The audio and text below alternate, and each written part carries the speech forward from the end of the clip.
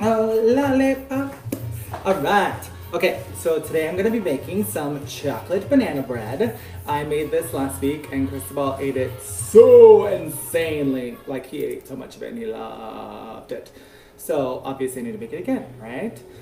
So what I did last time, so I made a chocolate banana bread, which just uses cocoa in it, and you can add chocolate chips. I did a little bit on the top, but you don't necessarily need to.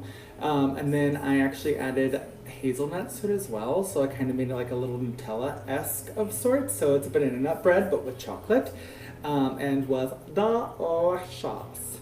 So I'm going to do that again, and figured I'd invite you guys along to watch. So I already preheated my oven, and I'm actually gonna do this in a large muffin pan, since that's how I did it last time and it worked out really well.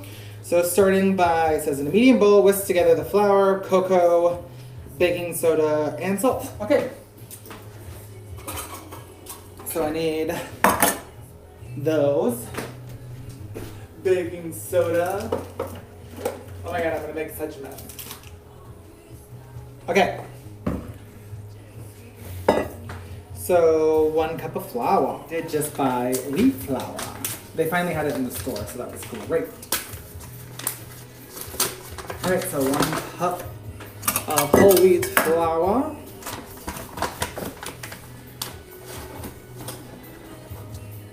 So I can pretend like it's healthy now. Okay, so 1 cup of flour, 1 teaspoon baking soda, and then ½ teaspoon of sea salt. Sea salt. I always use kosher salt because I really love the thick salt. So that's what I use for everything. Seems to work fine, so not complaining. And then ½ a cup of cocoa. So I use cacao powder. Why? Because one time a blogger told me I needed to get it so I could make chocolate chia pudding, and I bought it.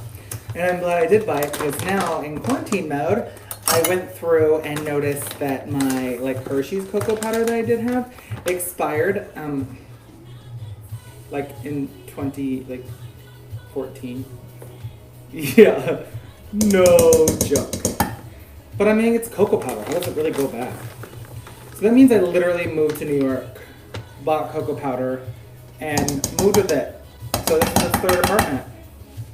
So it survived for a while. All right, so combine these dry ingredients, just mix these together and set it aside. Then I don't know about you guys, but I have my KitchenAid mixer and I use it for anything and everything humanly possible because it makes life so much easier. So now I need to put everything in. So it says in a large bowl, mash the bananas with a fork. I use my KitchenAid. All right.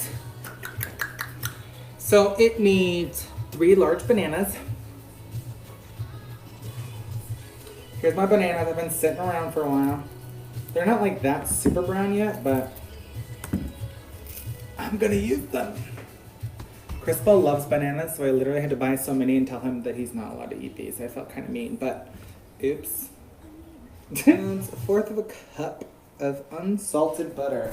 I have salted and unsalted on hand. Why? Because you never know when you need some butter.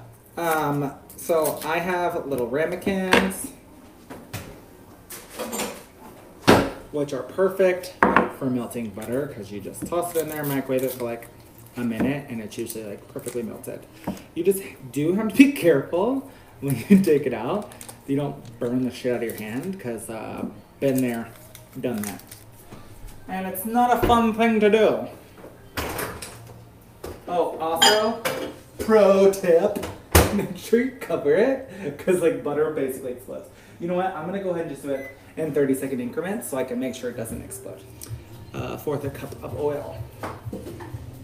So it says canola oil, which I literally went to this, last time I did not use canola oil and it was perfectly fine, but I definitely went to the store this time and got some canola oil. So I don't know about you guys, but the best part, the thing I'm most grateful for during this quarantine is the fact that I literally live above a grocery store, in my building. So I'm very spoiled and lucky that I can run down there and just grab things. Adding in the melted butter, adding in the oil.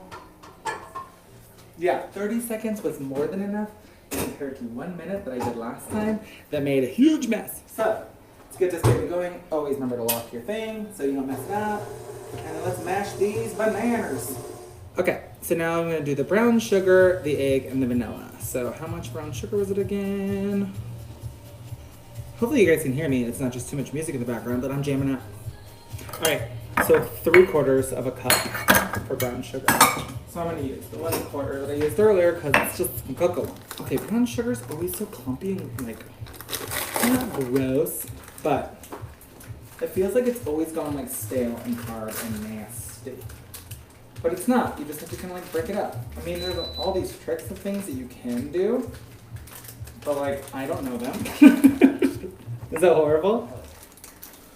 Maybe I'm storing in the bad spot. Then again, it is molasses and sugar. Okay, brown sugar added. Egg and vanilla extract. So 1 large egg and then 1 teaspoon of vanilla extract. All right.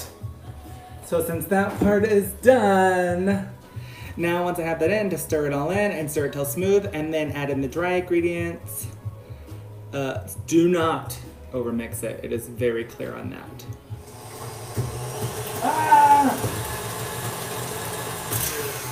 I always like to turn it on crazy high just for like a second, just because I'm like a child and I have fun with it.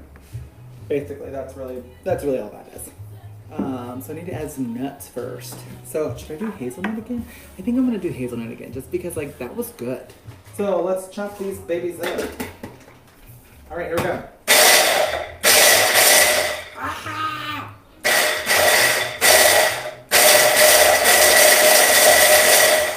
Just kind of pulsating.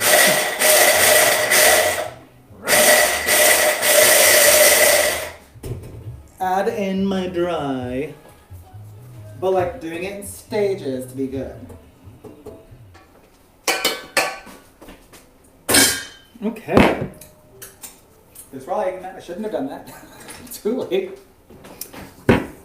Okay.